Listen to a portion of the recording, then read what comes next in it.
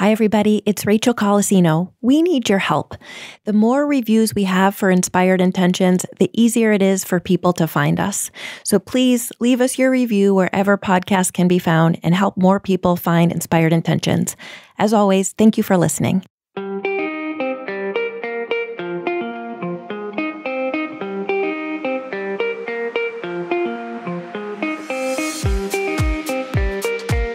Welcome to the Inspired Intentions podcast with Skyterra Wellness. If you've been too busy and not taking care of yourself, it's time to reset habits and plunge into your new normal. I'm your host, Jeff Ford, and I'm joined today with my co-host, Rachael Colosino. Hi, Jeff. Hey. I have a quote for you. Let's go for it. Do you know who Brené Brown is? Oh my gosh, I love her. Yeah. And I'm not scared to admit it because she has the V word that people are scared of. Vulnerable. Yeah. And I'm okay with being vulnerable. I think you've seen that through all these podcasts we've done. Yeah, we spend a lot of time together. Yeah. You want to hit me with her quote? Yeah. So just for folks who don't know, Brené Brown, who is not our guest today. Oh, that would have been nuts. We would have really had to pull some strings. Yeah. Brené Brown is an author and a researcher, and she studies courage, shame, empathy, and what Jeff just said, vulnerability. And the quote that I have from her is that we can't practice compassion with each other if we can't treat ourselves kindly. Ooh. It's deep. Yeah, it is deep. And so today we're going to be talking about this concept of compassion for ourselves. And I have one other image, which is, we've all heard, if you think about walking a mile in another person's shoes, that's a really good way to describe the concept of empathy. Mm-hmm. But self-compassion, self-care is tying your shoelaces before you walk that mile.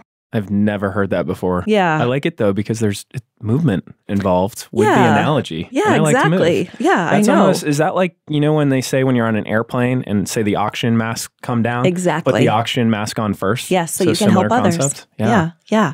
So we're going to be talking today about taking care of yourself so that you can take care of others. That's awesome. Yeah. And I think our guest is the perfect person to talk about this. Yeah. Only because she has a role that is very guest-facing. Yes. And in any type of helping profession, like we do at Skyterra, at our retreat, it's very important that you understand that once you go over like 4 hours of on time, you're going to need more self-care than someone who's just, say, sitting behind a computer like our executive producer. When you say on time, you don't mean, clocked in and working. You mean guest-facing, being your best on self. Yeah, and it's not like we're fake. Like, we're a very authentic team. Anyone who comes to our facility will experience that. And what's important about that is that in order to bring your best self to people you're trying to help change, that takes a lot of energy. That takes a lot of passion. And we want to show passion. It's one of our values. However, we've got to take a step back, and hopefully our guest today is going to help our listeners really understand this concept of self-care and why it's important. She's going to help us do that. Yeah. And she is a return guest. So this is Anne Johnston. She's the director of guest services at Skyterra. Hi, Anne. Hi. Otherwise known as the Leslie Knope of Skyterra for any of our Parks and Rec fans. I didn't even know who Leslie Knope was until Jeff. Anne was on our team. No, I had to say that is the highest compliment. I love that. And it's true, though, Anne. I mean, Jeff did a really good job of describing, what your role is. But I think anyone who knows you and knows how you care about the people who are in your life, whether you work with them or I can't even imagine being related to you or in your family or one of your really good friends, you just spend a lot of time caring about other people. So, I consider you to be an expert. You would have to be on taking care of yourself. She brought us snacks for the podcast today. Amazing. I mean, the only other folks who do that, Michael Vess. I mean, everyone is so helpful around the podcast, especially Anne. Yes. So, Anne, you're the one who brought this topic up as being really important and wanting to do on the podcast. What would you say makes you an expert on self-care? So, outside of work, I have, my mother has a physical disability and I have a son with a neurological disability. So my whole life, I have lived with and loved someone with a disability, and it's beautiful, but it's a little bit extra. Yeah. And then at work, of course, I absolutely love my job. It's the best job I've ever had, and it's like my dream job. But I am taking care of others all the time. Yeah. So how, did you develop self-care practices at an early age? How did you figure out that this is something that you needed to incorporate in your life? Well, I'm really lucky to have friends that are great at self-care. So that's always encouraging. And then in my last role or my last job, I worked for a nonprofit that helped families raising children with special needs. And we did a lot of trainings and workshops on the topic. It's really an upfront investment because when you're in crisis, how available are you to react or respond or even learn new things? So when you start investing in your self-care before any kind of crisis or before you need it, you are way more prepared. And I had asked you if this was okay to mention before we started recording, but you actually recently broke your collarbone. So I would imagine probably the investments that you've made in self-care are paying right now. And has that changed things in any way other than, I know you're in a lot of pain or you were in a lot of pain? Yeah. And that happened while I was taking care of someone. That's wild. When is she not helping someone? Of course, she's going to get injured while she's helping somebody. I went to Iowa to help my father move, and he was having declining medical issues and slipped on the Iowa ice, and fell right on my shoulder. It was one of those things that slowed me down, but was actually, because I do practice self-care, I was able to not be so angry and frustrated about it, but just say, being there to move and then being in a sling isn't helpful. Yeah. But I found the other ways to be helpful and, we made it work. I didn't panic. Yeah. It would be easy to get frustrated in a situation like that if you don't have self-care practices. Yeah. Why do you think so many people don't have self-care practices?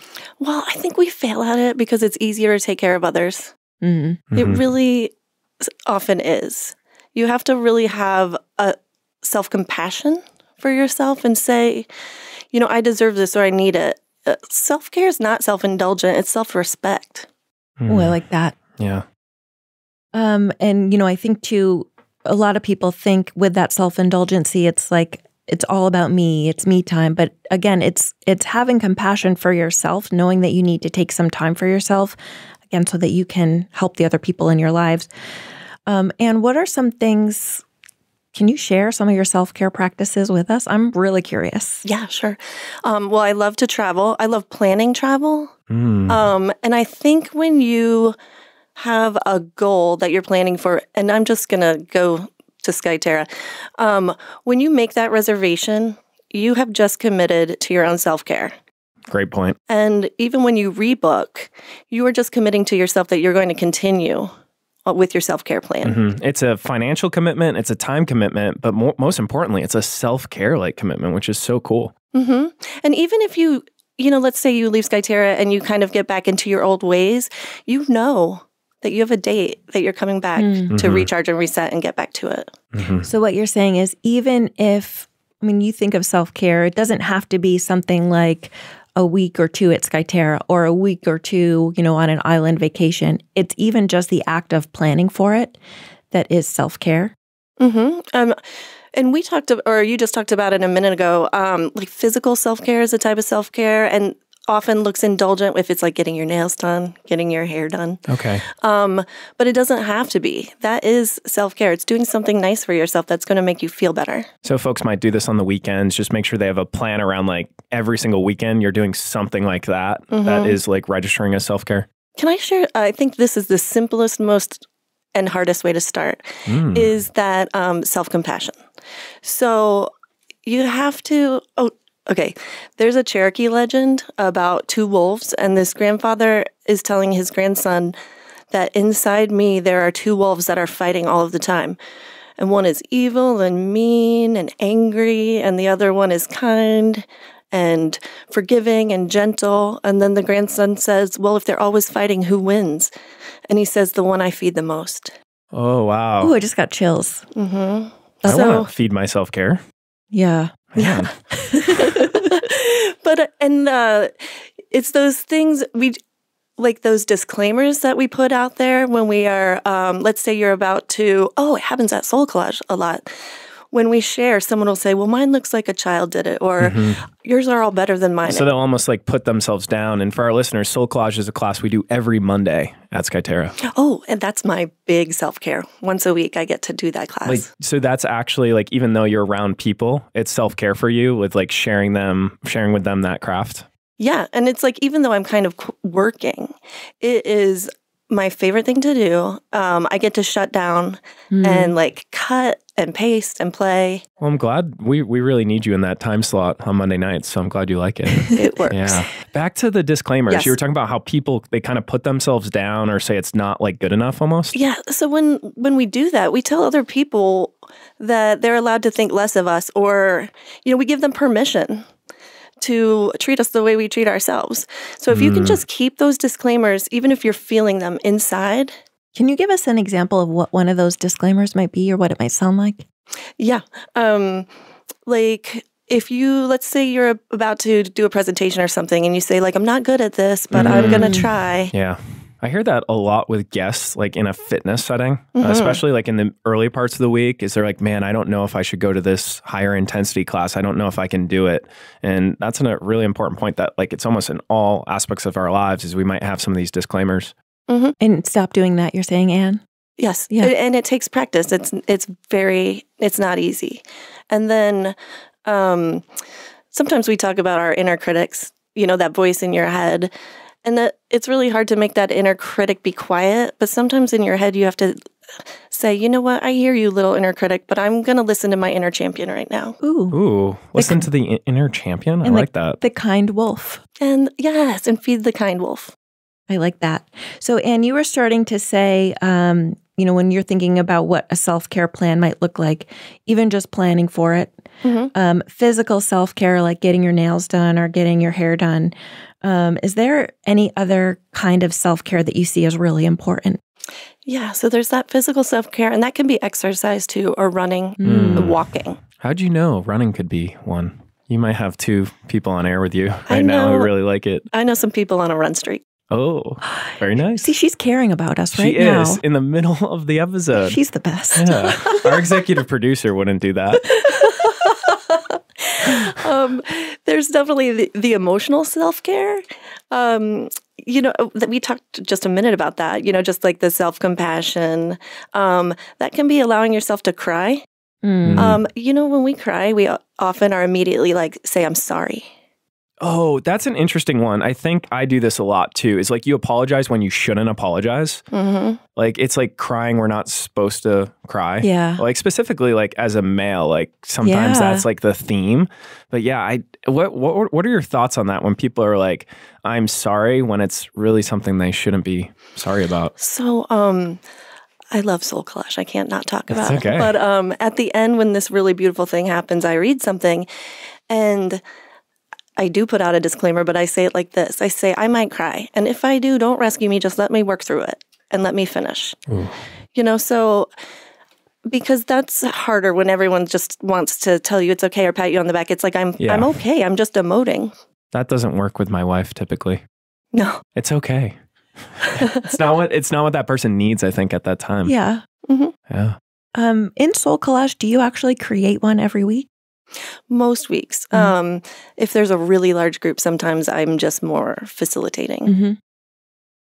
And that's part of your self-care, is creating that piece for the most part. Well, yeah, I definitely like making the cards, but I also like hosting it. That's my self-care. That's my self-care. The planning I love side parties. of things. Yeah, when you think about that, that's, I think, how we brought her on, like pro party planner. We knew no matter what, she'd be planning some awesome parties. Yeah. I love parties. Do you think some people are naturally better at self-care? Like, do you see that in anybody, any of our guests or folks that you work with? I think some people might have more opportunities to practice self-care than others, but I still think that we all struggle allowing ourselves to take care of ourselves. We almost get guilty. We prioritize others. Gotcha. And if someone is, starting to think about, I haven't been doing enough self-care, what might be some warning signs? When you haven't been doing enough self-care, for example, what do you feel or what do you notice that some people start to feel? Becoming unorganized. Ooh, yeah. Then you just kind of get in the weeds and you are scrambling. And when that happens too, how self-compassionate are you to yourself? I missed that appointment. I forgot this. Mm-hmm. And then I think either sleeping too much or not sleeping. Mm-hmm. Yeah, maybe irritability too. I know when I spend a lot of time with my co-host, we can get a little moody. A little bit. Or not taking care of yourself and recognizing that, but instead of making an effort to change, you shame yourself for it. Yeah. So what are some ways to just, make time for self-care? Well, it can be the simplest of ways. It really can be something a little passive, like watching a Netflix show, and not feeling guilty about that. It could be taking a class, learning something new. Going outside of your comfort zone to learn something new is often fascinating, and then you get to share it with other people. Yeah. And what about scheduling? Is this something that you should maybe write on your calendar or, set an alarm for? If possible, yes. And there's actually self-care planners. Oh, there are? Really? Yes. So like if on Amazon, if you search or on Google, you can find, and they will help you plan out all kinds of self-care activities. It could be like a psychological self-care. Maybe that's even therapy. Or spiritual self-care, which doesn't necessarily mean religion. It could just be volunteering or doing something that's bigger than you. So there's different types that we might focus on is what I'm hearing. Mm-hmm. How do you have a planner, or is it just so ingrained because you've been doing it for so long?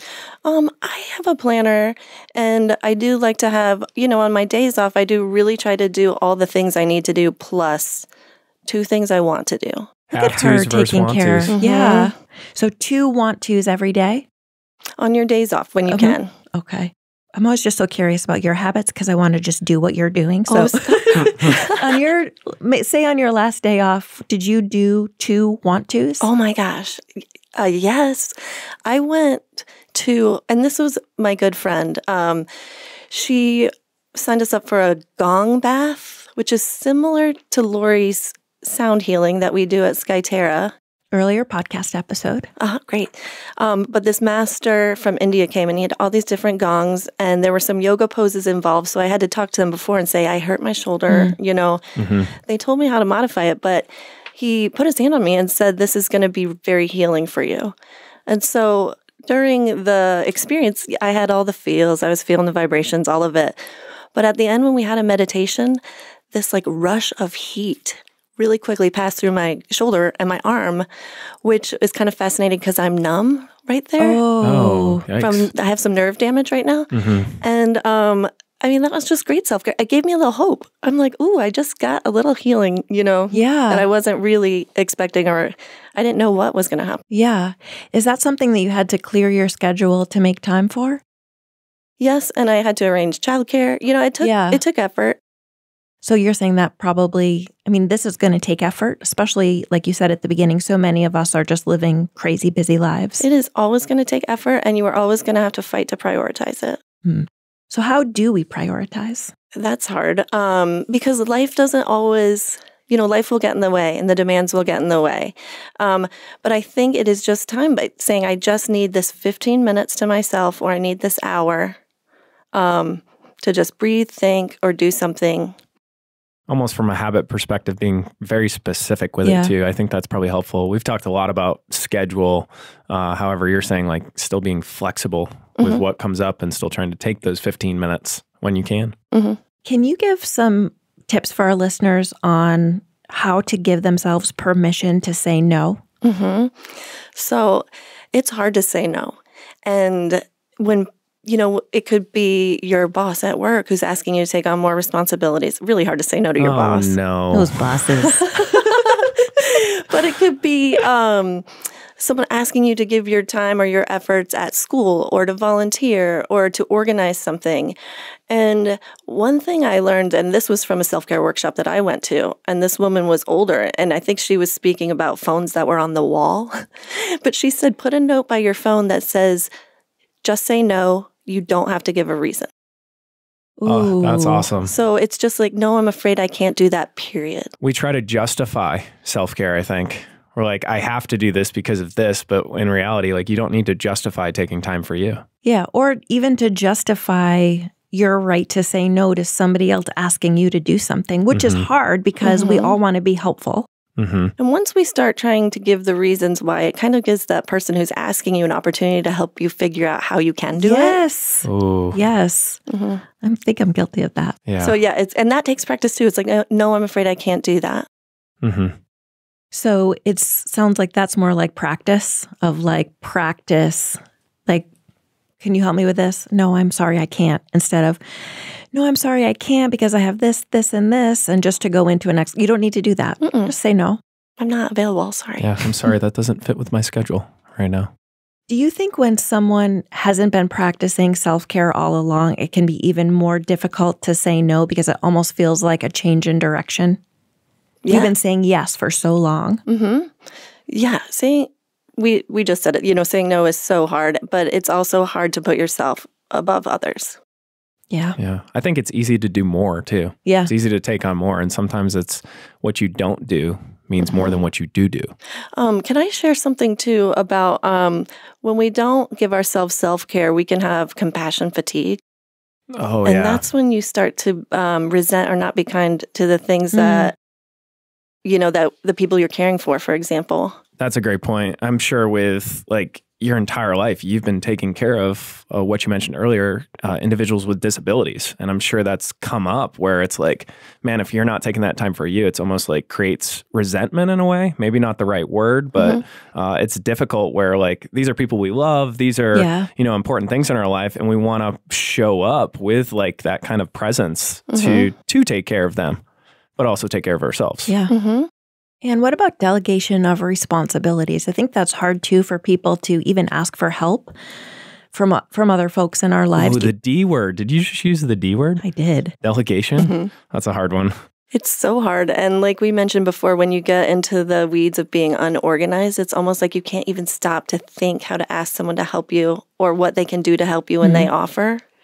Yeah. I hear you're saying like, it's helpful to create systems around this. I love that when it comes to like how we're operating in our everyday, not to be like super rigid with it, but creating a system so that you can be ready for these things that are going to come up. Even your morning rituals on the podcast, when you talked about that, that is a perfect opportunity for self-care. When you both talked about reading in the morning, I thought, I need to start doing that.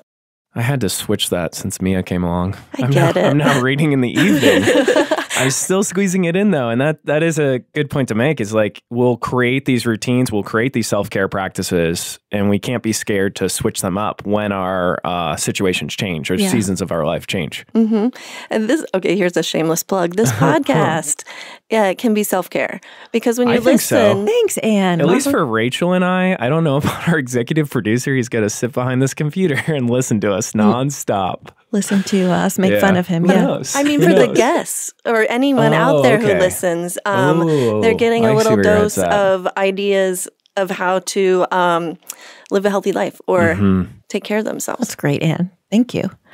When you were on, so Anne was on our Valentine's Day episode talking about, of course, how to give gifts to other people. And you have a lot of fans, especially after that episode. And one of the things I heard most from people was all of your ideas about gifts and things like that. And I know we've talked a little bit so far about different things you can do for self-care, which is planning, that physical care, the emotional self-care. Do you have any just other examples of things that people can do, really simple things that you can start to take care of yourself? Well, both of you gave me a gift within the last week or 10 days, I'll say.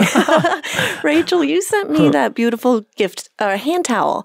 And I think I think because I got hurt, but you were like, here's just a little something to make you happy. Yeah. Loved it. Thank you. My gift is way not as cool. It's so cool. He gave me a case of LaCroix. It was on my way great. to work. I love it. Yeah, and I'm always stealing LaCroix, so I needed to finally paid me back pay her back. That was my self-care. I'm starting to feel guilty.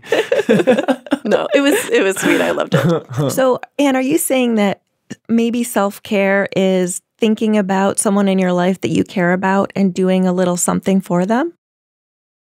It feels good It to does do feel- things for yeah, other people. yeah. It does. But it just makes, I think it makes, can you repeat that question? I'm sorry. I'm sorry. So we had started talking about just how great you are at giving examples of little things that you can do right away to take care of yourself. And you had mentioned just Jeff and I giving you little gifts. So do you think that even like, I mean, we're talking about self-care, but there are little things that you can do for the people that you love in your life, almost like as a form of gratitude. So I care about you. I'm really grateful for you. I'm taking the time to do this. And it does feel good when you're doing that for somebody else. What about some other ways maybe that people can, just like small ways to institute some self-care practices? Having your groceries delivered. Ooh, I love that. It feels so good. It became my new, I host Thanksgiving, and it's my new Thanksgiving tradition I like to pick out my own protein, my own turkey or meat, but a lot of the things like rice or, pantry staples. Nice. Get it delivered. So you know what I heard about grocery delivery is, so I'm really picky about my produce, and I tried getting my produce delivered from grocery delivery service. What I heard is they actually get the produce that's in the back before anybody has touched it and squeezed it. And so that feels really indulgent for me in a good way. I feel like I'm getting the best produce. That's point. interesting. Yeah. You seem excited. I need to do that. Yeah, it's really great. So anything else, Anne, before we wrap up in terms of things that you can do to take care of yourself? Take a nap. Ooh, yeah. Get yourself a good cup of coffee or a latte. Oh, yeah. Like our executive producer does. Listen to music, dance. A lot of people, we have 2 artists right now that draw at Skyterra right now. So they like to sketch, fishing probably. And I think what you mentioned earlier was about these types of self-care is almost look at the physical, the emotional, the psychological, the spiritual, and the professional ways of self-care that you can start to integrate. Professional development. I'm kind of a nerd about that, and I love that. Or, when I got certified to facilitate soul collage, that was a big self-care for me. I just... and I could have done it at Skyterra without doing that training, but that training was my gift to myself. Yeah, new learning is always a gift. I've always looked at it like that. I love that. And this has been so great. I feel a little bit more cared for, don't you? Always when Anne's in the room. Yeah. The walls actually spread out in the podcast room when Anne comes in. It's really exciting. Nice cold air comes through. Thank you so much, Anne. This has been great. So in summary, if you're thinking about self-care, you want to feed the kind wolf, right? Feed your inner champion. Stop doing disclaimers before you start to say something that maybe especially is going to be difficult for you. Just start with that self-compassion. You want to have a plan in a lot of different ways. So even something like planning for travel is self-care. There's physical self-care, getting your nails done, getting your hair done, moving your body, exercising, running, walking. There's emotional self-care, which would be, not apologizing.